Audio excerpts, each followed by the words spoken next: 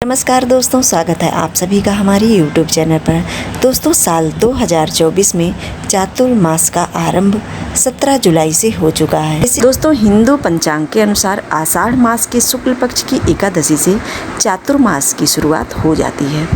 चातुर्मास शब्द से ही प्रायः स्पष्ट हो जाता है कि ये 4 महीने का संगम होता है, समावेश होता है, जो भगवान विष्णु को समर्पित होता है। मान्यताओं के अनुसार चातुर्मास के दौरान सृष्टि के संचालक भगवान विष्णु पाताल लोक में योग निद्रा में चले जाते हैं और पृथ्वी का जो कार्यभार होता है वो भगवान शिव जी को सौंप देते हैं। विष्णु जी की अनुपस्थिति में सभी मांगलिक कार्यक्रम को रोक दिया जाता है और जब भगवान विष्णु देव उठनी एकादशी के दिन निद्रा आसन से जागते हैं तब चातुर्मास की समाप्ति हो जाती है।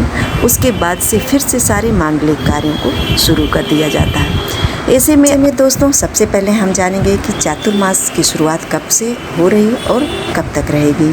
जैसे कि हमारी हिंदू पंचांग के अनुसार साल 2024 में चातुर्मास की शुरुआत 17 जुलाई को हो रही है और वहीं 4 महीने के बाद इसका समापन 12 नवंबर 2024 को देव उठनी एकादशी के दिन से होगा। ऐसे में भगवान विष्णु लगभग 4 महीने तक योग निद्रा में रहेंगे। दोस्तों, इन दिनों में सभी मांगलिक कार्यों को रोक दिया जाता है। ऐसे में आइए जानते हैं कि चातुर्मास में क्यों नहीं किए जाते हैं मांगलिक कार्य। जैसे कि चातुर्मास में सूर्य दक्षिणायन में विराजमान होते हैं और साथ ही भगवान विष्णु शयन अवस्था में होते हैं। ऐसे में इस अवधि में किए गए मांगलिक कार्यों पर भगवान विष्णु की कृपा नहीं होती है। इसलिए इस दौरान मांगलिक कार्य, शादी विवाह जैसे अन्य 16 संस्कार को करने की अनुमति नहीं है। दोस्तों, इन दिनों में देवी देवताओं की पूजा हम कर सकते हैं। अब हम दोस्तों चातुर्मास के दौरान किन देवी देवताओं की पूजा होती है। अब जैसा कि हम जानते हैं कि चातुर्मास में भगवान विष्णु योग निद्रा में चले जाते हैं और इस दौरान पूरे 4 महीने तक सृष्टि का संचार का कार्यभार भगवान शिव संभालते हैं।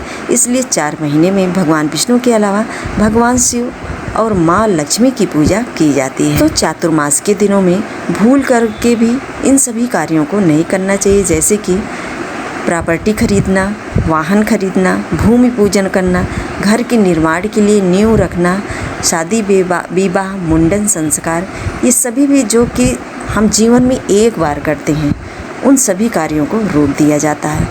कोई भी शुभ कार्य हो भगवान विष्णु के मंत्रों के या भगवान विष्णु की उपस्थिति के अभाव में यदि हम करते हैं तो हमारे जीवन पर उसकी शुभता नहीं देखने को मिलती है।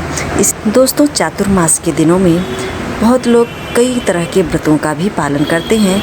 जैसे कि कुछ लोग नमक का त्याग कर देते हैं, कोई बैगन मूली आदि का त्याग कर देते हैं, कोई लोग एक बार भोजन करते हैं दिन में। वहीं पर साधु संतों की बात करें तो वो 2 दिन में भोजन करते हैं। इस तरह से अपनी अपनी क्षमता के अनुसार सभी लोग चातुर्मास के दिनों में व्रत और नियम करते हैं। समय से जाप करना और ध्यान करना, पाठ करना, आत्मचिंतन करने के लिए यह दिन बेहद उत्तम दिन माना जाता है।